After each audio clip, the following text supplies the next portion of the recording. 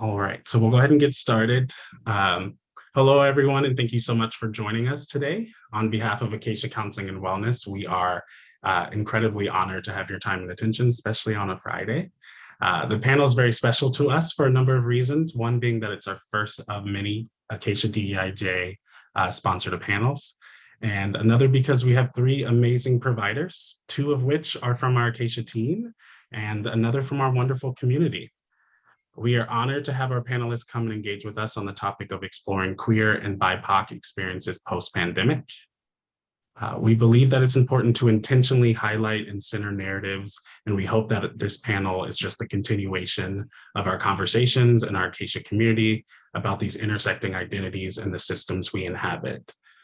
As you have questions for our panelists, please use the chat function at the bottom of your screen to send Portialyn and I the question.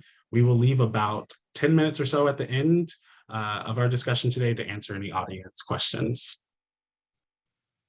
I am KorbyQuan Reed, Creative Director for Acacia Counseling and Wellness and co-advisor of the DEIJ committee, pronouns he, him, his. I will be moderating this panel today along with Portialyn. Portialyn? Thank you, Corby. Hello, everyone, and thank you for joining us in this conversation. I am Portialyn Buzzanga, Director of the Acacia Irvine location and co-advisor of the DEIJ committee. Pronouns she, her, hers. Corby and I are excited to co-moderate and hear these wonderful perspectives. Without further ado, we'd like to introduce our panelists. We have Soraiya Khamisa, a licensed clinical social worker, pronouns they, them, theirs, Director of our Acacia La Jolla office and Senior Director of University Relations. Soraiya has built their career on working with college and graduate students of color, queer and trans individuals, and universities and businesses that want to make space for EDI growth opportunities through therapy, supervision, speaking engagements, and training. Hi, Soraiya. Thank you for joining us. Portialyn. All right, next up, we have Lacy, a yoga psychotherapist, pronouns they, them, she, her, who works with underserved communities across the country to provide education of physical, emotional, mental, and spiritual wellness. Kayla is also the founder of The Well Healing, a culturally compassionate resource dedicated to providing trauma-informed holistic services for communities and individuals experiencing marginalization and oppression. Hi, Kayla. Thank you for joining us today. Hi, everybody. Glad to be here. Thank you. And rounding out our wonderful panel, we have James Green, a licensed marriage and family therapist, pronouns they, them, theirs, who is also on our Acacia telehealth team. James's own personal healing comes from engaging in queer and trans communities, especially in the East Los Angeles and Long Beach areas, and experiencing support and safety in just existing. They're currently pursuing a PhD in social work and social policy from the University of Chicago, researching Black and Latin, queer and trans youth mental health. Hi, James. Thank you for joining us. Hi, so glad to be here. Wonderful. Well, thank you all for being here, and we'll go ahead and jump right in. All right, so our first question, just right out the gate here. This past year has been one of illumination, worsened hardship and change, both good and bad. Both communities of color and communities identifying within the LGBTQIA+ spectrum have been disproportionately affected by the pandemic. In working with BIPOC and queer intersecting individuals, what's been the novel mental health experience this past year? We'll go ahead and start with Soraiya. All right. Yeah, I think this year has created a lot of instability and uncertainty for our queer and trans BIPOC community. I think when we look at just mental health in general, we see higher rates of stigmatization within communities of color compared to our maybe more traditional white American communities. You see it kind of in all communities, but you see higher rates of it within BIPOC populations. And then throw an identity development in there, and it can create anything from being really uncomfortable to really unsafe for some of our clients. I think just some of the things that I think of off the top of my head in my work with clients is we're seeing a lot of our clients who are part of the queer, trans, BIPOC population, maybe going home to some unsupportive environments. So we work with mainly college students at Acacia. They're leaving home. They're going to be in this environment where they're going to be able to explore who they are, figure out who they want to like transition into and become and be really true and authentic to themselves. And then COVID hits and they're having to go back home, maybe go back in the closet with their families, maybe have to hide who they are. That can be really triggering for a lot of our clients. So I think safety has become a bigger part of our conversations. I think safety is always a conversation we have with our clients who are part of BIPOC, queer, and trans communities, but even more so going back into environments that maybe be that much more unsafe for these clients. We see a slower progress in identity development. So with a lot of the non-binary trans students I'm working with, we're talking about gender expression. Going back home or going back to cities or towns that might not be as open to who they are can be really scary for our clients. And so that is definitely stunted in a lot of ways. Students and clients may not really be able to express themselves as they would like in those environments. And that has also created a lot of distress and a lot more dysphoria within our trans and non-binary communities. You also see isolation as being a big thing. So they're on campus or they're living in towns where maybe they have community connection there. So they have their friends who might have similar identities. They have the LGBT resource centers that might be providing support to them. And now they're back at home, they're away from these communities, and that can create a lot of depression, anxiety. And then I think just being in areas where mental health support within these communities can be harder to find. If they're going home and they're not in their environment where they maybe were able to connect to their therapist who might have shared identities or experience in working with certain identities, they're having to go out of state. That means that they're cutting off their care in the state that they're in because of licensing laws and having to really solidify care elsewhere. And they might not be able to find somebody who's a good fit for them and have to start all over again.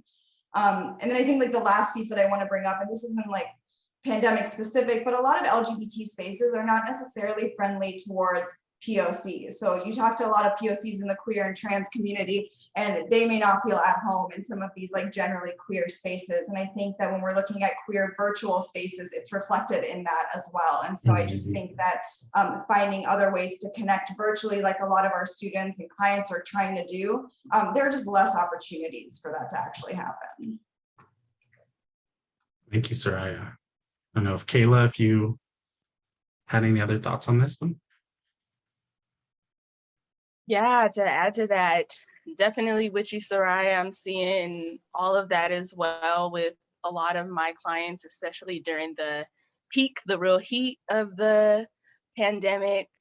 And what I'll add to that is in a lot of our community having to return home or return to these spaces, I found myself having a lot of conversations about boundaries or talking about relationship dynamics and challenges, healing a lot of early relationships, especially a lot of stuff around like family of origin. I think that is a really huge theme that has come up from whether someone has had to return to a family home or not, but just really reconsidering and thinking very critically about the relationships that feed into us and the relationships that really take and negatively impact our mental health. So I would say, yeah, that and the relationship challenges are some of the biggest themes that have come up, and really trying to find community, aligned community, I should say. Yeah. Perfect, thank you.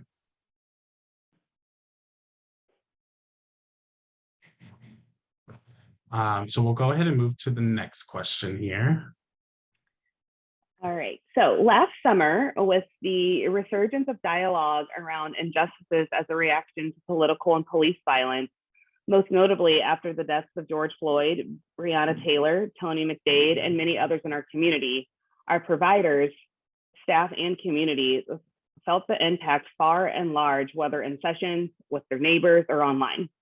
How do you think this has impacted the dialogues you've had with clients or that you've had with colleagues? And for this question, James, if it's okay, I'd like to start with you. Yeah, for sure. So One of the things that I'll preface this with saying is that I really appreciate having the space in Acacia's like profiles to be able to start off and name some identities that I hold, that I sometimes share with my clients. So on our site, clients will know off the back that I'm Black, I'm Mexican, I'm queer, I use they, them pronouns. And what I've seen in the wake of a lot of major and forefront racism is students who are students of color coming to me and maybe feeling some ease in having conversations around how unsafe they've been feeling. Not ease in the sense of like joy, but ease in the sense of like, oh, I can tell James this and I'm not afraid that I'll be dismissed. I won't be pathologized for saying, for naming racism in my workspace or naming racism in my interactions.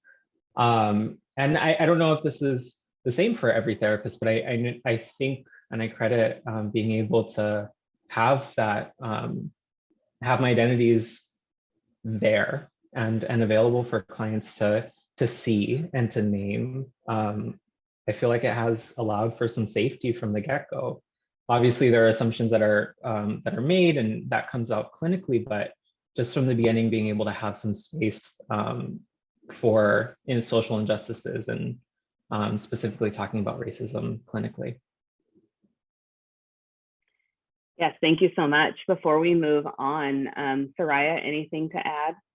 Yeah, I just want to kind of second what James said. Is we've really been able to have these really open dialogues around what this lack of safety feels like. I think being providers of color, identifying with similar communities as some of our clients really kind of opens up this really authentic dialogue that we're able to have with our clients around what that looks like, without them feeling like we're going to question what they're saying or doubt what they're saying or invalidate their experience at all. And so I really like how James explained that.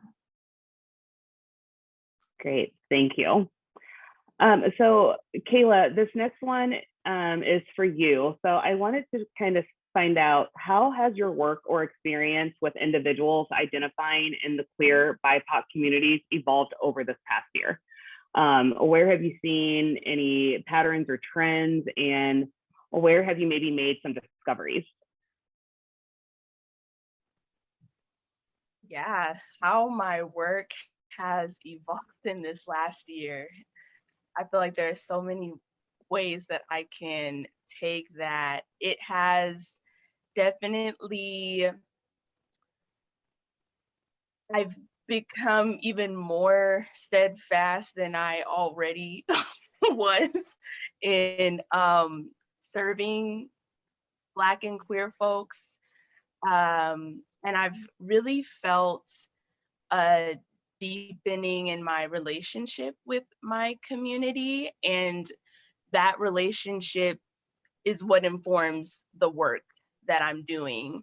So I have fortunately, unfortunately, been more than overwhelmed with the amount of folks who really need support, have needed support, especially over this last year.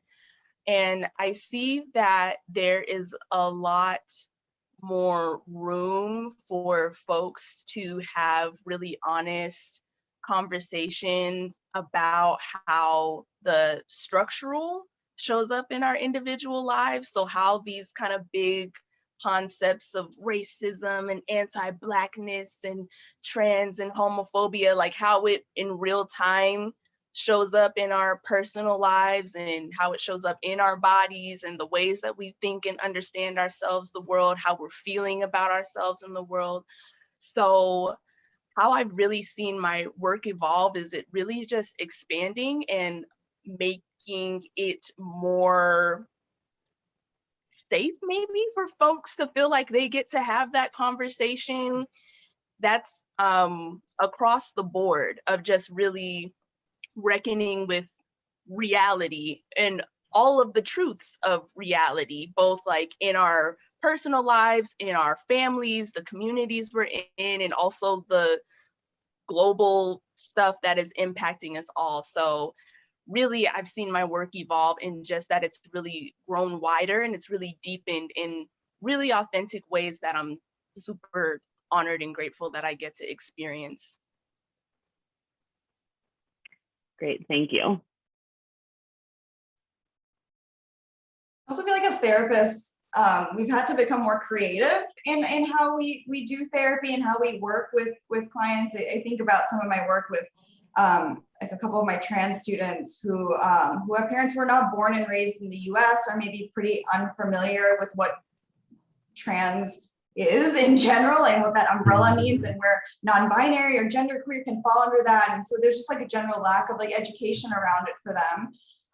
And so I have clients who are really uncomfortable figuring out how they're going to be themselves and live authentically while being in these spaces. And I think it's like caused us as therapists to just become that more creative around what this needs to look like for our clients, to be able to encourage them to feel authentic and balanced. That way they can deal with a lot of these injustices that are taking place in the world.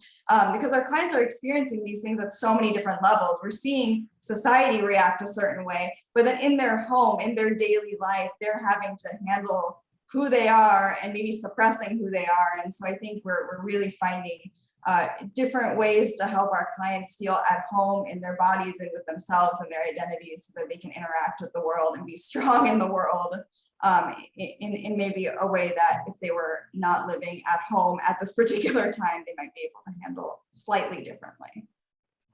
And I want to add, since we're talking about therapists having to be creative, moving 100% virtual was absolutely the way that my work transformed. And depending on who you talk to, there are mixed feelings, but I actually love this option and will definitely be continuing it in my practice. I've also seen that I'm able to connect with more folks who don't have these services nearby. So that's another way I've seen the work really shift to. And I think it's really amazing for increasing access for folks.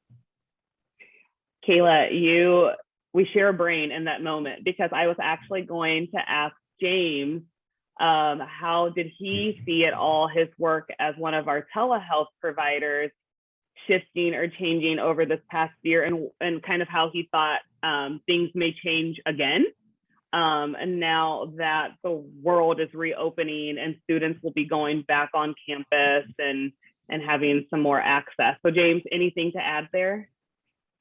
Yeah, I echoing Kayla that, yeah, having more access for students has been a huge development that I'm really glad therapists at large recognize that this can be possible now, but especially for my queer and trans POC clients who may be in rural areas, may not be able to have a therapist anywhere by them who they feel safe with, they feel comfortable with. And I've had some conversations with students, with clients who are like, oh, are you going to be in person once you're able to be in person? And I've let them know no, but I've found by and large that they're still willing to stay. And I think that that's really reflective of the relationship that can still be built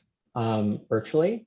And I just want to tack on one other thing, one trend that I'm noticing in this last year, especially gathering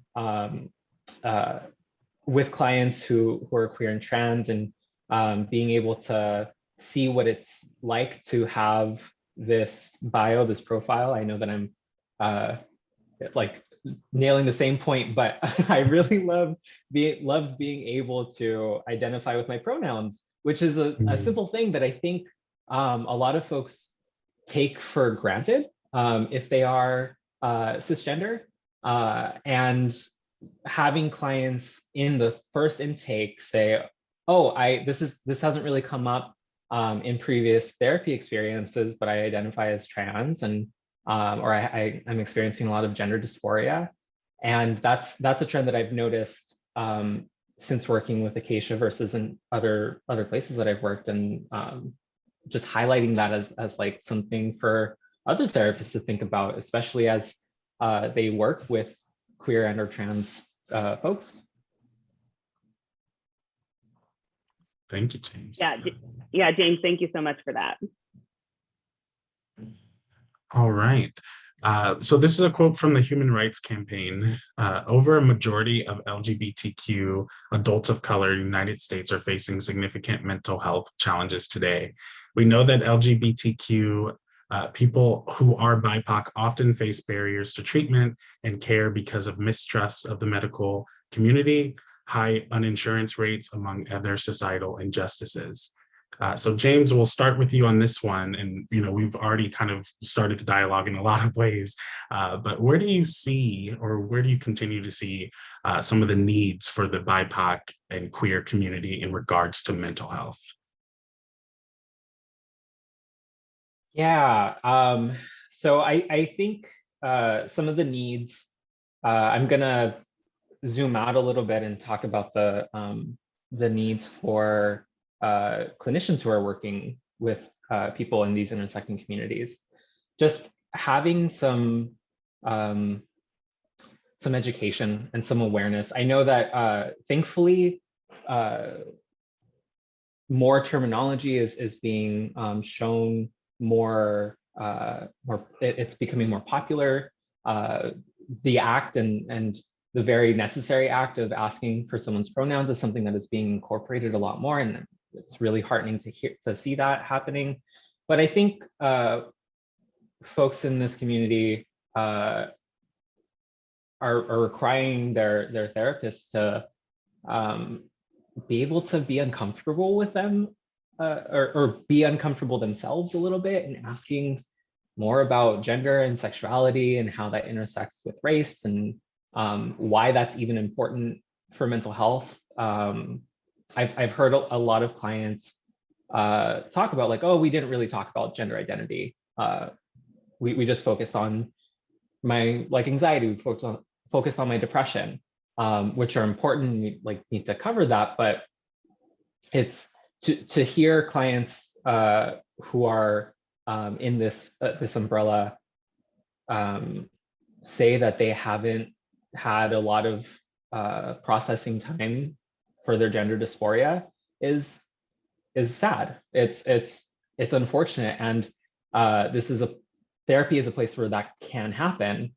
And I know that for someone who identifies like myself, it might be sometimes I fear that it's that responsibility is placed on therapists of color, queer therapists, trans therapists. And I think for this community, it's really helpful to have other therapists, cisgender therapists, heterosexual therapists, white therapists also engaging with these questions and this processing and reflection. Thank you. Thank you, James. Kayla, do you have anything you'd like to add to that as well? Just addressing kind of the needs of BIPOC and queer individuals in their mental health. Yeah, one of the things that I had to really resource around was finding community spaces, and then also finding like community funding for individuals' mental health. So like mutual aid, and then especially like virtual community spaces were two of the needs that I really kept running into all the time because of the things that we've talked about, being really isolated, and it might be only online that you can connect with other folks who you feel safer with, right? And in addition to having a space with your folks, your peers, people who you feel cool with, also needing access to a processing space for the thoughts, feelings, things that are coming up. And consistently, I got hit with the larger structural issue, but not having access, whether because of money or health insurance. So one of the beautiful necessities that came out of the pandemic that I saw, that I got to be a part of as a clinician, was really bringing folks in and using mutual aid as a means to increase folks' access to particularly like mental health services. And as things open up and start to shift, I'm very hesitant to say anything post pandemic because we're still here. But I see those mutual aid pools kind of drying up. And I think that's unfortunate because they are the reason why a couple of people were even able to sit in front of a therapist, sit with me, was because of these resources. So that need happened then, it continues to happen now. And I think if we can maintain these different community support systems that we really started leaning into, that we all benefit from that. But those were two huge needs that I saw and still see.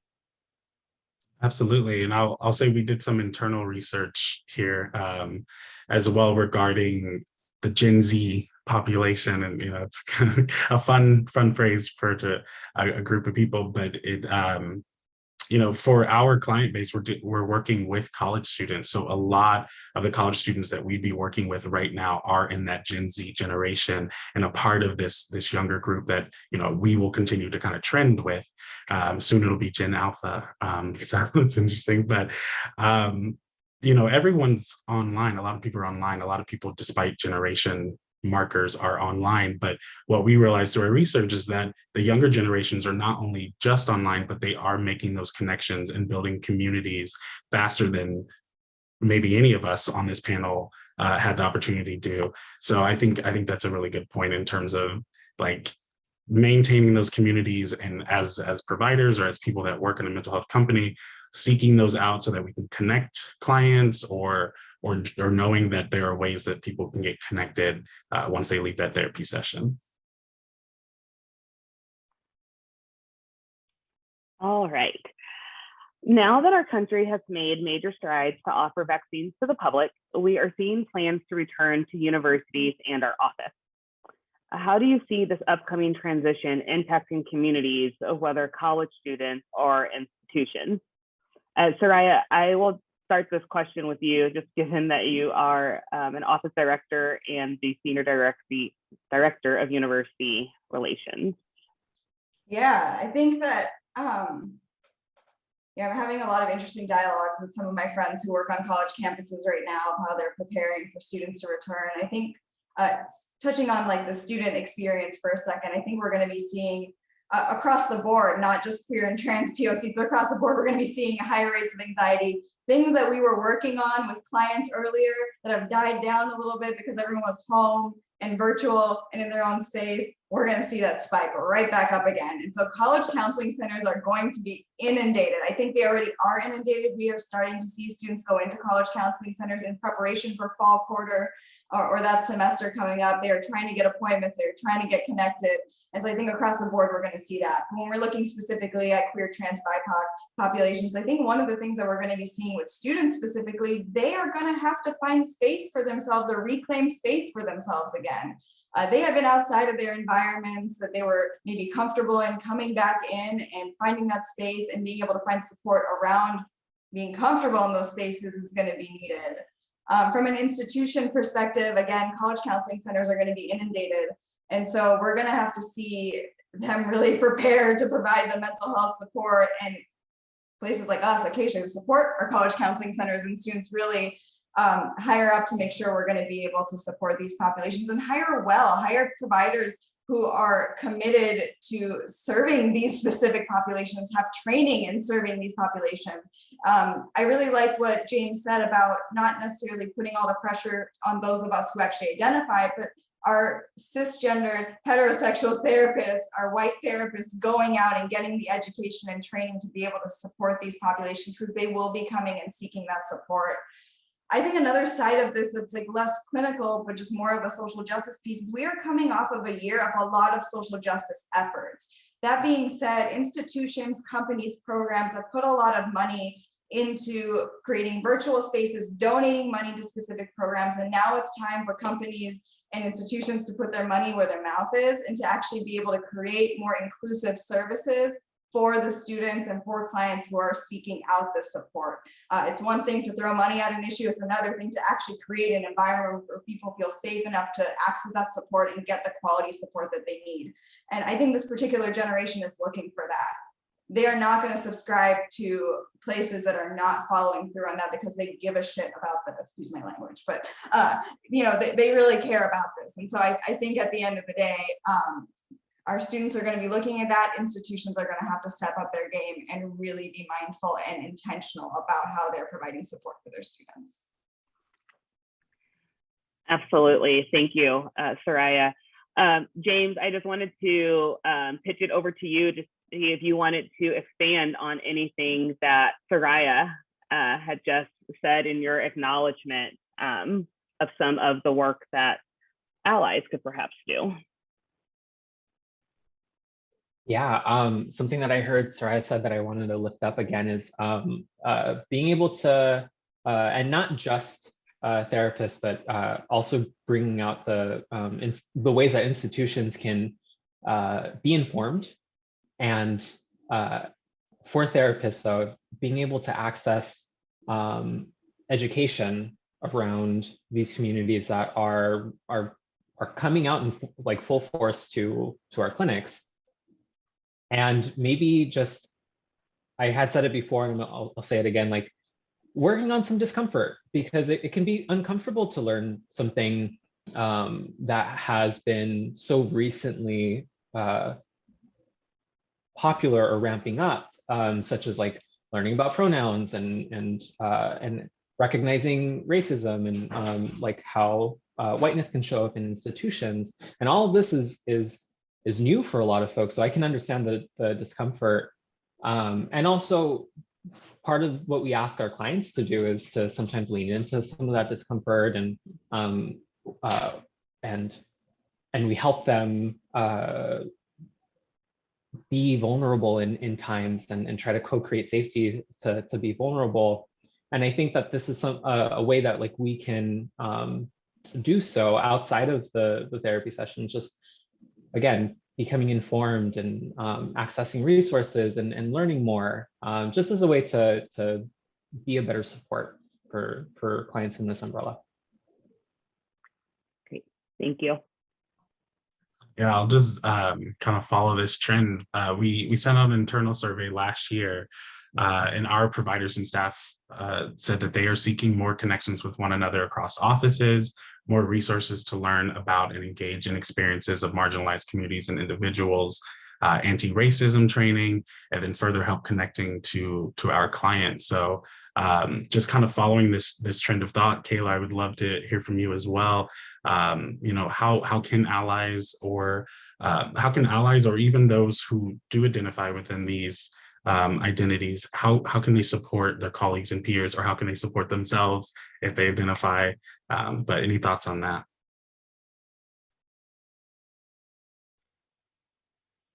I will be honest, ally discussions is not my ministry, so I don't quite know even what to offer there. But I will say for folks who identify and who are, can you repeat the question, looking to support themselves or? Yeah, maybe for those who identify within BIPOC or queer, like what they can do to kind of support themselves, or to encourage their own boundaries, or however way we want to look at it, within their colleagues, within their workspace. Yeah, thank you. The thought that comes up for me is taking, because it's not necessarily going to be given to you, but taking space to figure out what your needs are. And so really what I want to say is to slow down, because we had all of life happening. We get hit over the head by 2020 pandemic, multiple pandemics of both corona and also anti-Black racism. And now it's just kind of like, okay, things are opening back up, let's go. And it's really easy to just kind of get swept up in excitement or the pressure or whatever, right? And carry on the way that capitalism would like us to do, just act like nothing happened and keep moving, right?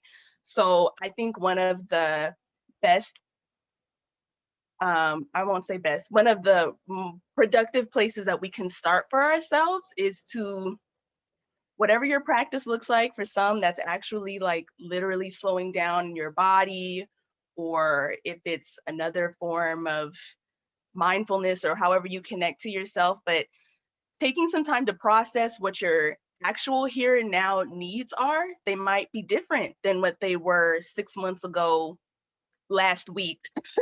And from that place, when you slow down and you're able to actually catch up with yourself and sit in my body. How is my body actually feeling? Oh, I didn't notice that my left hip has been hurting for the last week. I should do something about that. Or I notice when I'm just kind of by myself in my own space, I keep going back to this thought and it's really bothering me. I should talk with a loved one, or I should connect with additional support, therapy, community spaces, whatever that looks like. Or emotionally, this is how I'm actually feeling about things. How might I address this, right? So I offer that just because the needs that we have are going to be as individual and unique as we all are. The person who is going to be the expert of what you need is you, right?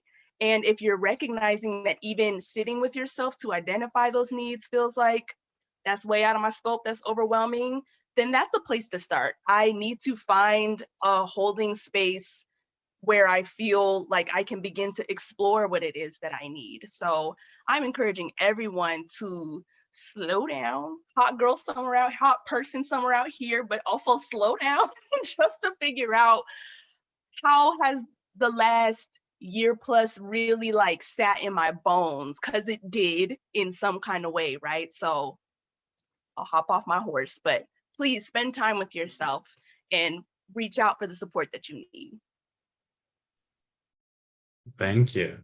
I don't know if Soraiya, if you have any thoughts as on that, and maybe how you've dealt with the past year, or how you're coming through. We're once again not post pandemic just yet, but or how fellow clinicians can kind of show up for themselves as well.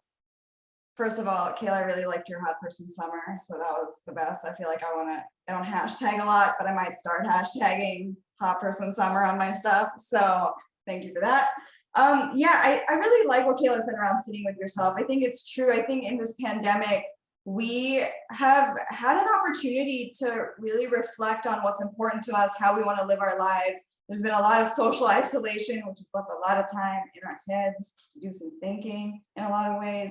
And I think a lot of people are reevaluating what they want their life to look like at all different levels. And I think when we do that, it's an opportunity to really think about what feels authentic to us, what feels good to us, what feels happy to us, and then find spaces in which we can live that out. And so I know for me, that's been a really big part of like how I have stayed somewhat sane as I've tried to sit with myself. It's very difficult to sit with yourself. And we tell our clients to do this all the time. It's not easy to sit with yourself.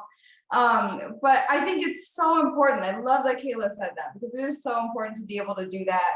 And then to really kind of take it that next step of like, once you've been able to do that, once you've been able to kind of reevaluate where you're at right now, what you need for yourself to feel whole, to feel balanced, to feel healthy, to feel good, finding spaces in which you're able to do that safely and authentically. I think, you know, all of us want to live this like very genuine human experience to some degree, and we all are at varied levels of that. And it's hard to do it because life doesn't make it easy for us to be our whole selves all the time, especially depending on what your intersecting identities are. But I mean, I think that it's important, and we've had the time to sit and think on that. Thank you. Before Portialyn, before we throw it over to the last question, I just wanted to remind everyone, our audience, if you have any questions, we have one more on our end, and we'd love to hear from you all. So feel free to hit the chat at the bottom, send us a question, and Portialyn and I will read those out to our group here. Great, thank you, Corby. All right, so for some, the light at the end of the tunnel is getting brighter. how do you support, uplift, and celebrate clients who identify within this intersecting community? And we touched on this just a little bit, but then also, how do you celebrate yourself? I hope to hear from all three of you for this, but let's start with Kayla. Always the questions you feel the least like, that you get on first.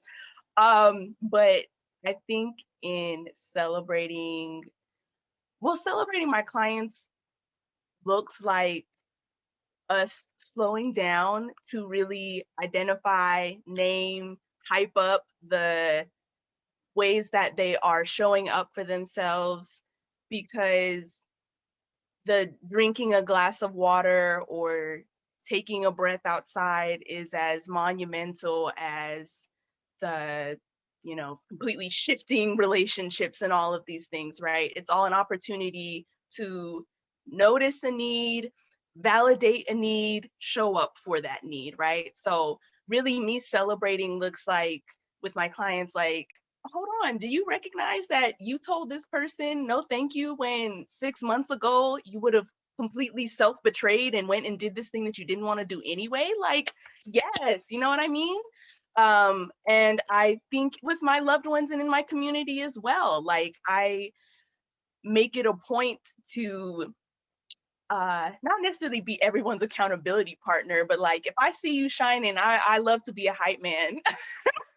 I'm the person at the party who's like, hey, like with the camera and stuff. So calling attention to those things really, and celebration has felt difficult to reinvent in the house or like in the isolation space. So honestly, that's something that I've been trying to reimagine as well for myself and for my clients. I'll be excited to hear what James and Soraiya have to say. But for myself, I am actually making real note of them as well. And that's like, I have a physical planner and I'm writing down like when I am making things happen personally and professionally that I've been trying to accomplish. So right now, my celebration looks like naming and really hyping up the moments that are good and leaning into pleasure because you just deserve it, and also a little extra because look at you doing all this work. And that's what my celebration has looked like lately. Great, thank you so much for sharing so many things. I was like, yes. All right, James, we'll go over to you.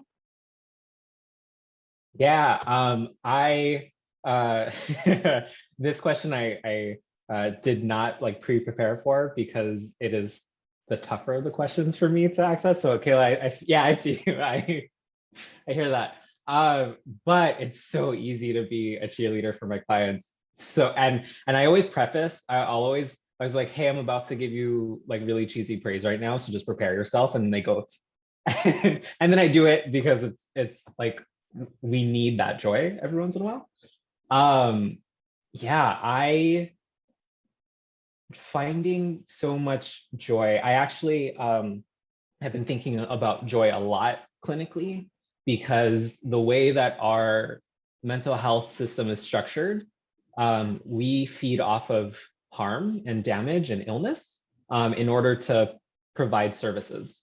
We have to constantly be tracking illness, and we have to constantly justify illness, and so just the way that is framed in our system is really tough, and I've recognized that has for a while, as I've been practicing, kept me from wanting to spend some moments in joy, because one thing that I caught myself reflecting on years back was like, oh well, if they're happy, I need to like redirect back to the pain and the trauma, right? Like this is what we're here for.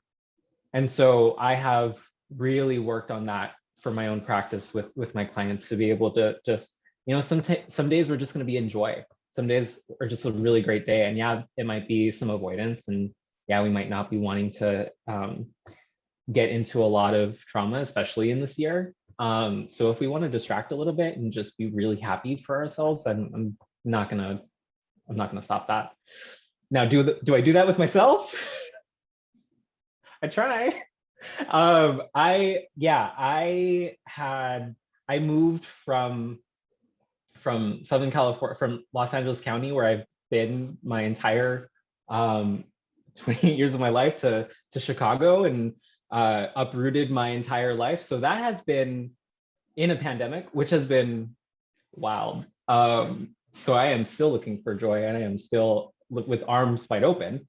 But I think that just taking some of Kayla's last advice of just being able to slow down a little bit and just recognize what's coming up in my body has been like really helpful, and is something that I'm gonna like really piece through today and continuously.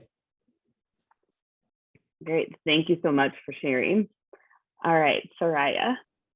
I also did not prepare to answer this question because I could not prepare to answer this question. So just, we'll see how this goes.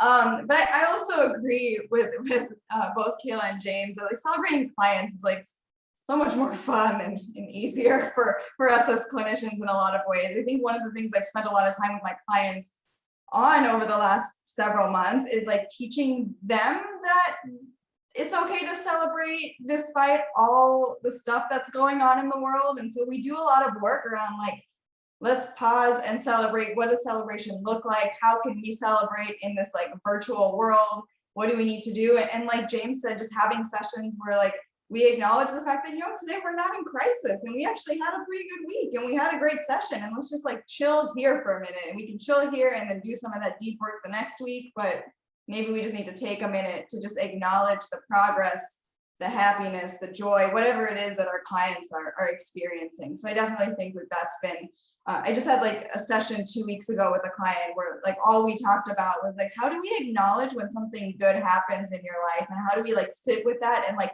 accept the fact that good things are happening in your life when it hasn't felt like good things have been happening for a while now. In terms of myself, I think one of the things that I am doing to celebrate is giving myself permission to have more balance in my life. I think that is really hard for a lot of us as clinicians. I think we really pour ourselves, our heart, our soul into the work we do. A lot of us have communities and populations we're really passionate about working with. And so it takes a part of us, there's that emotional labor piece that goes into our work as clinicians, as administrators, as whatever role you have. There's heart in it. And with that doesn't always lead to the most balanced of lives, balanced of selves. And I think for me, it was giving myself permission to work towards that balance and figure out what that needed to look like for me. And that has felt really powerful and in a weird way celebratory of myself, because it was something I recognized through this pandemic specifically that I really needed to pay attention to. So I definitely think that for me, that's the best answer you're gonna get right now. So. No, thank you. That was wonderful. All three varying perspectives, but still a common theme. So thank you all for sharing. Right. So we do. Oh, sorry. Go ahead. Throughout the pandemic, I would be dancing, and I call it Club Kayla in my living room. So that would be some of my celebration. Thought of it. Thank you. Okay, so we do have quite a few questions coming in, so we'll try to get through a few of them. The first one we have here: what might a white queer provider be missing when working with QT BIPOC clients?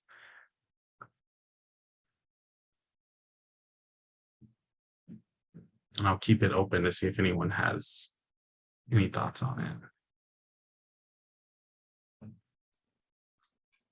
I don't know if this is necessarily identifying what's missing, but I think that maybe there's like a comfort level that is missing when asking questions. I think if somebody is engaging in therapy, they're coming in wanting to talk about identity. I noticed that some of some of the trainings that I've done with clinicians, that's come up a lot with if you identify as cis, white, straight, whatever it is that might be different from your client. Just that comfort level around how to ask questions, and that it's okay to ask these questions and come from it with a place of just being genuine and authentic and compassionate and open.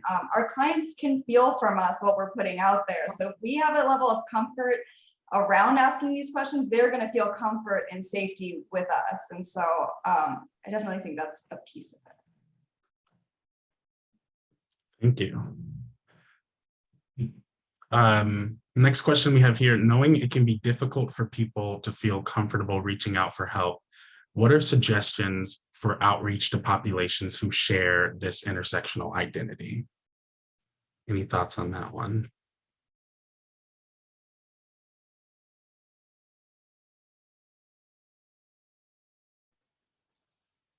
I will say that the discomfort of reaching out is real, it's valid, it's vulnerable, right? Like you're putting yourself out there for someone to, I don't know, accept or deny your request for help, right?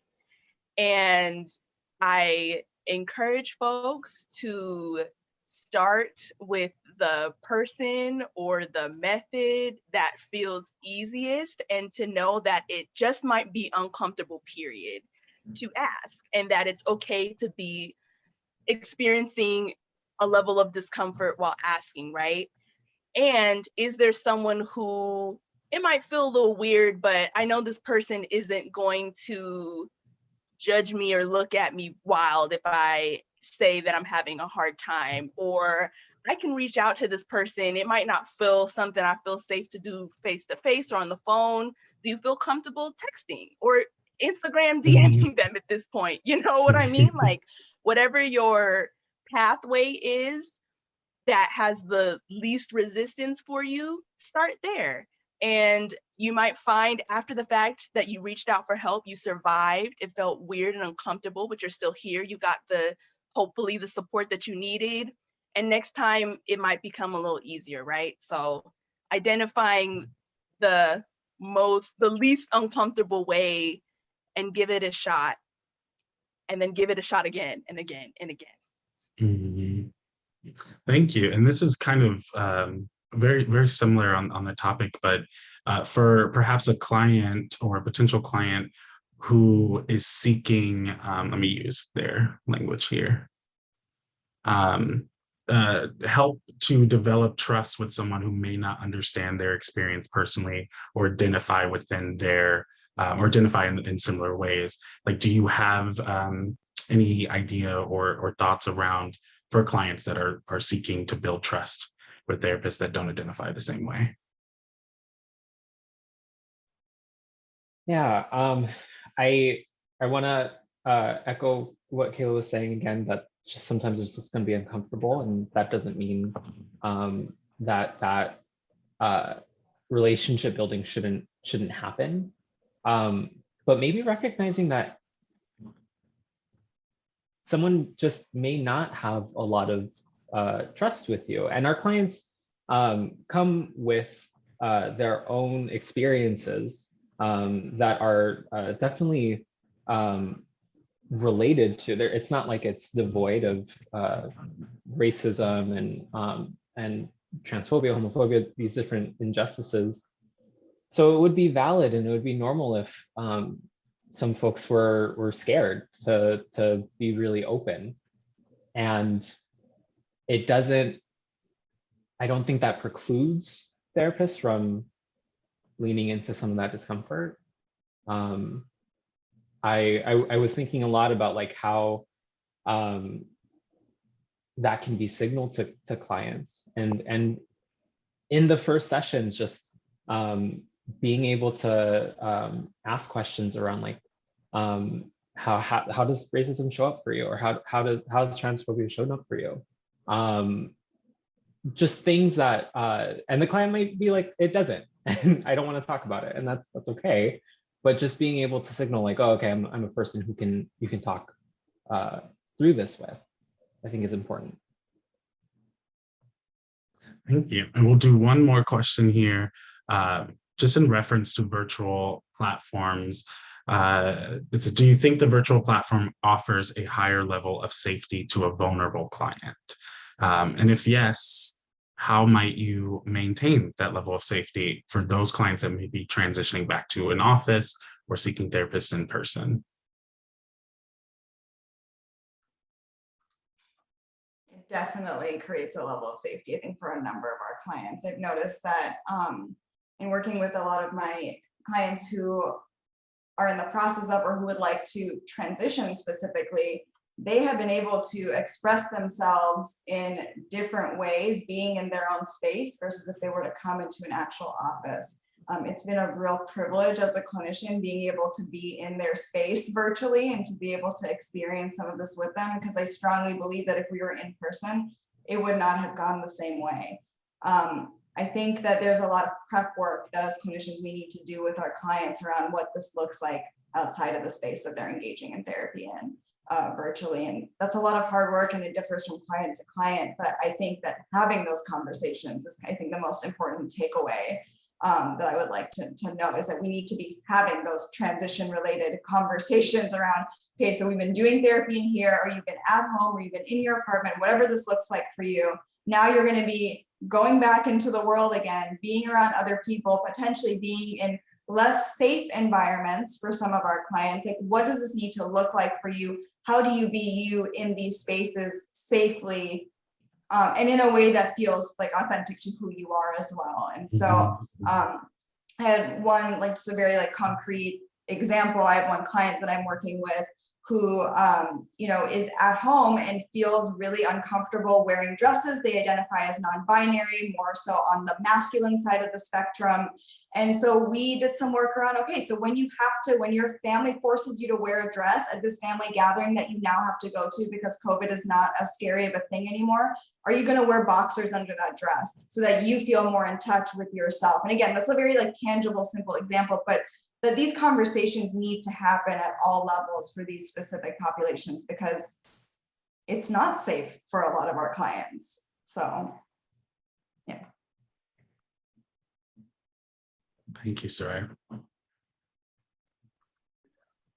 Well, thank you all so much for this amazing engagement opportunity, both to our wonderful panelists, Kayla, James, and Soraiya, and to our amazing audience.